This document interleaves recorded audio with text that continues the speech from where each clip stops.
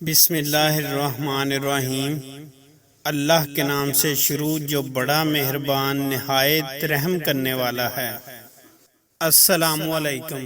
استاد نے مذاق میں کہا، کوئی ہے جو جنت سے مٹی لا سکے؟ دوسرے دن ایک بچہ تھوڑی سی مٹی کسی چیز میں ڈال کر لے آیا اور بولا، استاد جی آپ نے کل جنت کی مٹی مانگی تھی۔ استاد اور پوری کلاس کے بچوں نے حیرانگی کے ساتھ پوچھا، یہ کہاں سے لائے ہو؟